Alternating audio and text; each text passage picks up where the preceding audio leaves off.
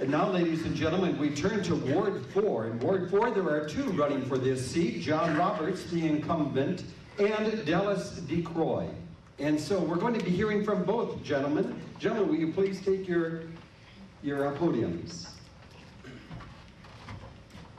And we'll begin with Alderman John Roberts with an opening statement. Hello, and thank you for inviting me tonight. And thank you for all of you coming here tonight. I'm trying to read this off my phone. I left my notes at home. I am John Roberts, the current Ward 4 City Councilman.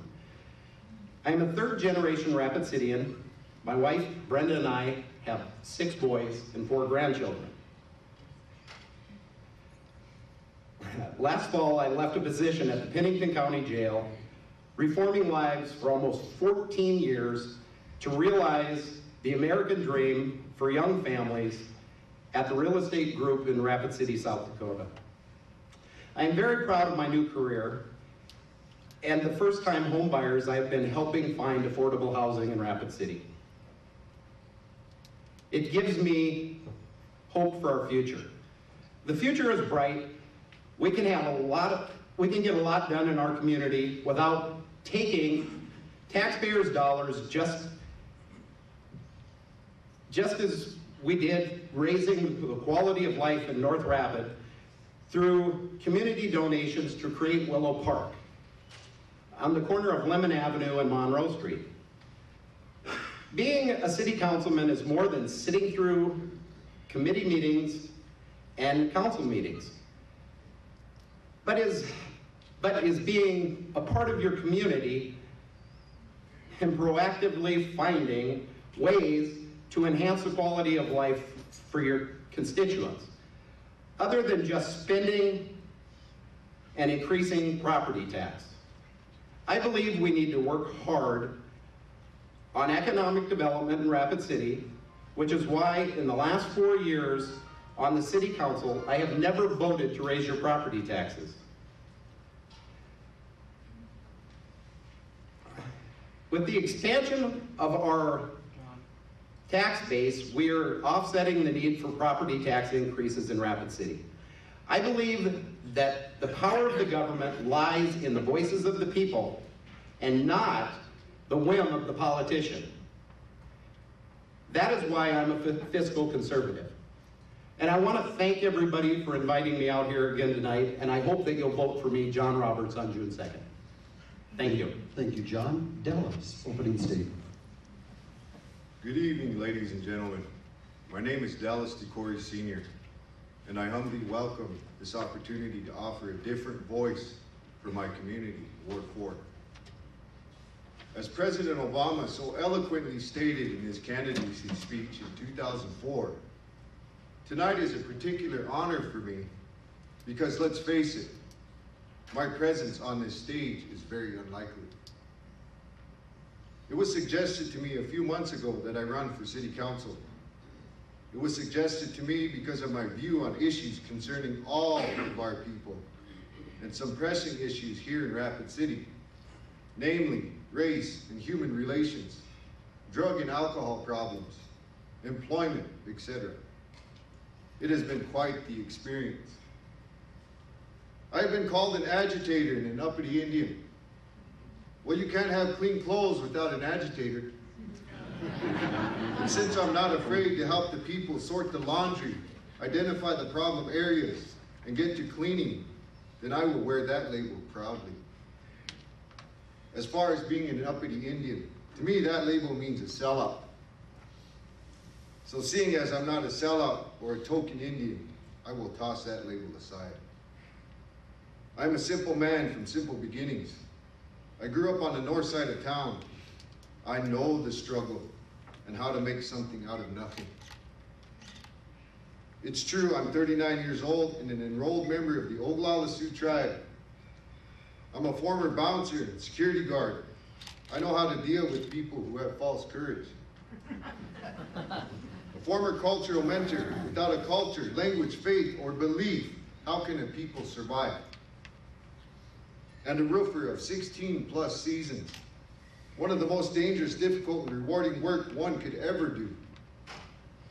I have the greatest honor of being a father and a fiance. I also continue to grow as a man, as a human being, from the trials and tribulations that life brings from the choices we all make, positive or negative. Thank you.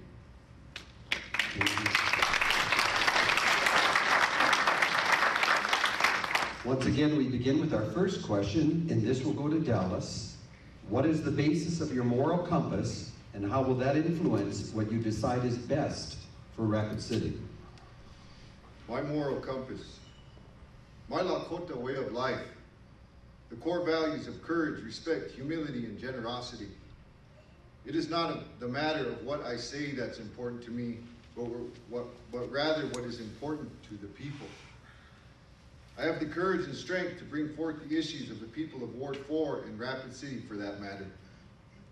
One must be fearless and sturdy to bring forth the fears of others. Respecting the people's feelings and hardships that many in Ward 4 survive on a daily basis includes compassion. Genuine compassion shows the common citizen there's something there that will do their best to defend them.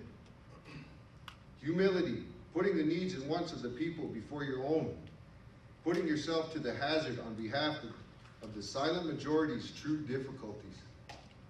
Listening and hearing with your ears and having wide open eyes to their existence. For many of the people's concerns fall on deaf ears and blind eyes. Generosity, giving without thinking of repayment. Unselfish open-handedness towards the common people of Ward 4. For they are the ones who put the city, county, and state officials in their seats of quote-unquote power. The elected officials I have seen and heard think the people are here to provide them with possession. I believe they are there to provide the people with freedoms. Thank you. Thank you. And Alderman Roberts, same question. Thank you. The basis for my moral compass began with my childhood. I was raised in a Christian household, and I was very lucky to have a mother and a father who worked through the good and the bad to stay married for over 50 years. But one thing that I have learned as I have gotten older is our morality is our responsibility. No matter how good of an upbringing we may have had, or how good our lives might be, it is the challenges we face in our life that test our faith and our morality. When you get to the point in life where you take responsibility for your own actions and trust God that no matter how difficult the situation you are put in, whatever the situation may be, you're in His hands. And you put others before yourself, your life will become much more meaningful. And as an example of how my morality influences what is best for my constituents, I have had many people ask me, what is the single most important issue you have faced on the City Council? And without hesitation, I always say prayer. When this issue came up, I never questioned what the right thing to do was. I just stood behind the citizens' right to have a prayer before the City Council meeting. It never even entered my mind what might be the political correct thing to do. Only what the right thing was to do. I found the whole discussion interesting and a little disturbing at times. And I hope we never forget that this great country of ours was founded on religious freedoms and morality. Abraham Lincoln said, "America will never be destroyed from the outside. If we falter and lose our freedoms, it will be because we destroy ourselves." And I also believe a prayer before a City Council meeting definitely can hurt. We need all the help we can get. Thank you. Thank you.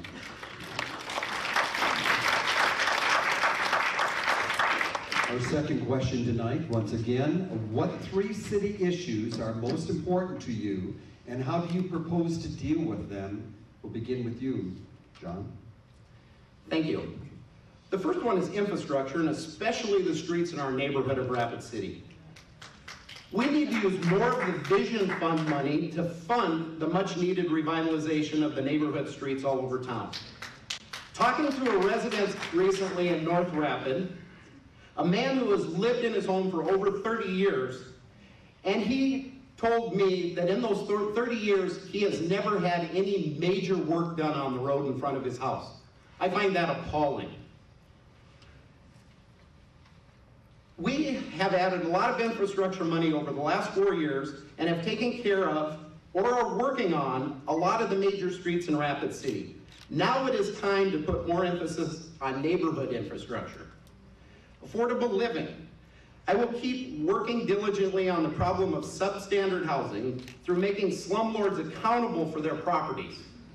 I will also keep working diligently on the problem of affordable housing for our seniors and low-income individuals by working with NeighborWorks, Habitat for Humanity, and other groups that I'm involved with. And as a realtor in my professional career, I am working on affordable housing for hardworking, first-time homebuyers. And I think I have one in this room. Economic development. I will continue to work on bringing sustainable businesses that pay living wages, such as WL Plastics, to our community. I have always said that we need more industry in Rapid City, and I have worked hard to bring more jobs and businesses to Rapid City, and now I am even doing it in my professional career. Last month, I helped a business relocate to Rapid City and created a few new jobs for Rapid City. We, as the City Council, if we really want more jobs in Rapid City, we need to help our current businesses expand and work diligently on creating opportunity for new businesses. We still need to work on making it easier for business to relocate to Rapid City, and this will take work not only from Rapid City, but Pennington County and the state of South Dakota. Thank you. Thank you. Dallas, same question. We could converse and debate for countless hours on what's important. In my opinion, the topic of race relations, which is intertwined with human relations, is important. The Holocaust of the Jewish people is but an example of a group of people who deem themselves greater than another. 6 million Jews were killed in the name of superiority. Let's not forget that 100 million Native Americans were killed in the name of superiority, and the numbers continue to grow. We are no stranger to the good old boy rhetoric in this city. Many of us have experiences that you could not even fathom. If you haven't noticed, I'm an Indian, Native American, First American, but I like to be called Dallas. I bring the people's concerns forward to deal with this issue. Meth, an epidemic in this city, and the byproducts it gives to the families it affects. Broken homes, broken families, and broken children. As a former cultural mentor, I did my best to help the students I worked with that had issues from this very scourge. Our community healing must come from the people who are tired of this plague and its demons. As people, we don't need a program or a conference to talk solutions with one another. Some issues may require professional services, so I propose that a North Rapid Community Center be built specifically to help people with these issues, to help people of all walks of life, give back to the people of Ward 4, provide programs, education, safety, hope to those of us that know the struggle of living in North Rapid.